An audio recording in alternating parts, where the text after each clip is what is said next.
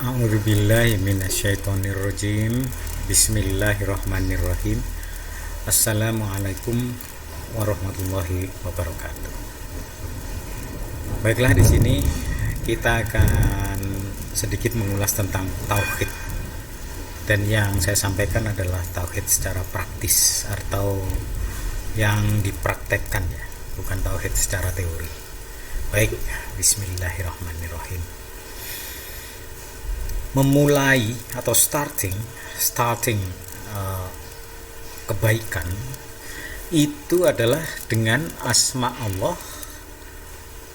dan Ar-Rahman dan Ar-Rahim, sehingga akan membangun kebaikan secara langgeng. Nah, ciri-ciri kebaikan secara langgeng itu, kebaikan yang langgeng itu akan memunculkan otomatis rasa memuji kepada Allah. Alhamdulillah, Allah yang paling mengawali segalanya,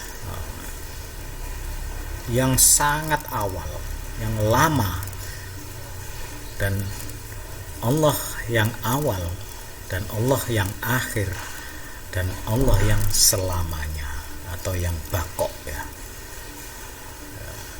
Jadi kebaikan itu apabila betul-betul kebaikan yang hakiki dan kebaikan itu akan langgeng, maka dia akan memunculkan rasa alhamdulillahirabbil alamin atau pujian, memuji kepada Allah.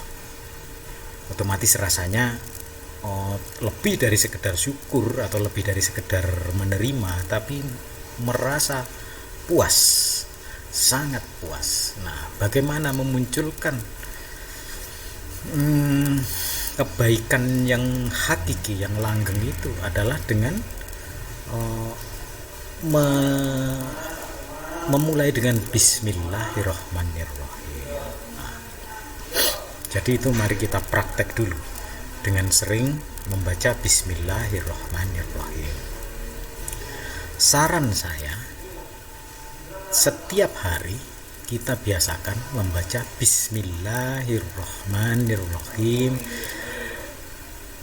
sebanyak 786 kali. Boleh baca waktu subuh, boleh pada waktu tengah malam, boleh setelah isya, boleh setelah maghrib. Silakan dipilih waktu-waktu yang nyaman untuk membaca bismillahirrahmanirrahim sebanyak 786. Baik, ini paragraf pertama, ya. Selanjutnya, topik kedua ini adalah bagaimana menyiapkan akal.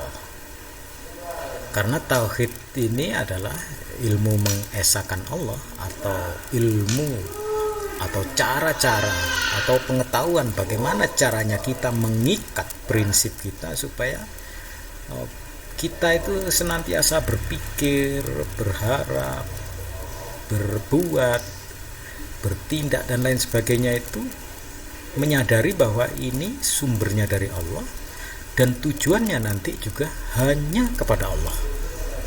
Bagaimana caranya kita mengikat segala perbuatan kita ini dari dan kepada hanya Allah, tidak karena hal-hal lain.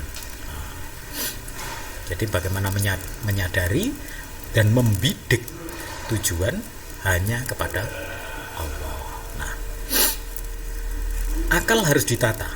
Kita tidak bisa hanya mengandalkan rasa saja dengan berpikir, refleks rasa dan lain sebagainya. Karena dunia ini sangat banyak dan penuh tipuan, dimana kadang rasa itu menipu.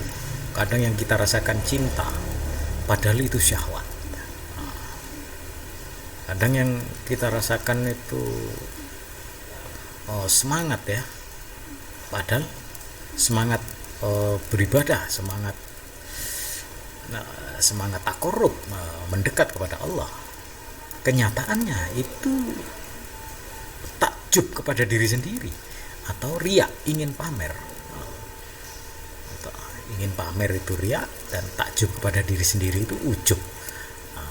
kadang ujub dan riya.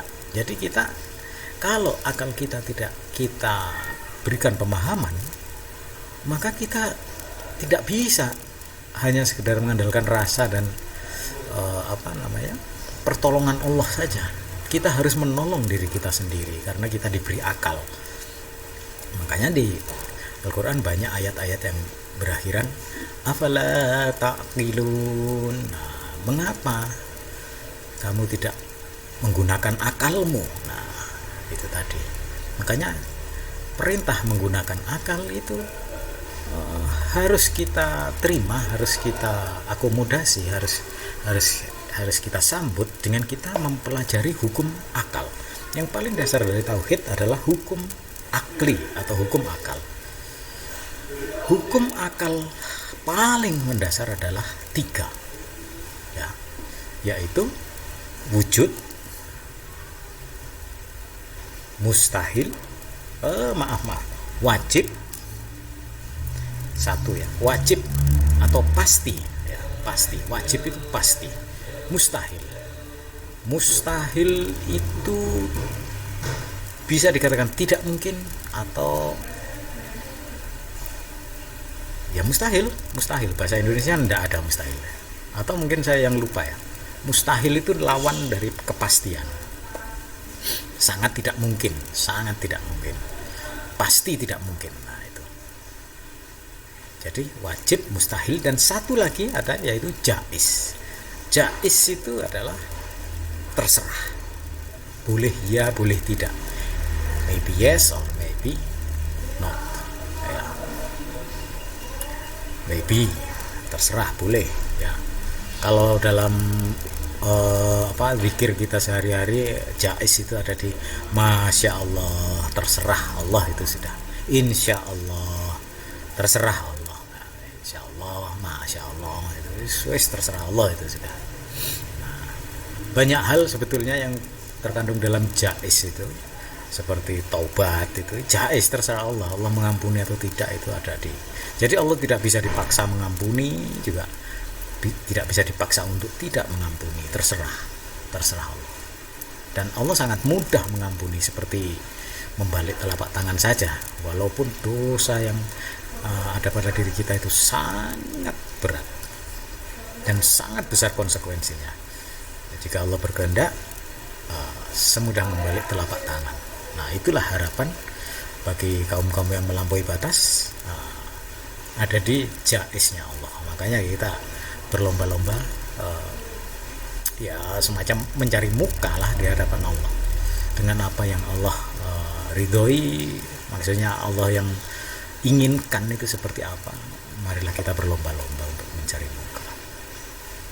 Baik, saya akan membicarakan wajib, kepastian. Kepastian Allah itu ada 20 sifat ya. Wujud kita mbako mukhalafatul lil hawadisi, qiyamuhu bi nafsihi, wahdaniyah, qudrat, iradat, ilmu, khayat, sama, basar, kalam, qadirun, muridan, aliman, khayyan, sami'an, basirun, mutakaliman. Nah, itu ada 20. Nanti mustahilnya juga 20. Jaiznya terserah Allah. Jaiznya itu bisa berapa terserah Allah. Ya jaiz ya terserah Allah gitu. Jadi ada 3 hukum harus kita kuasai. Baik, di sini dulu, nanti kita sambung di video berikutnya. Assalamualaikum warahmatullahi wabarakatuh.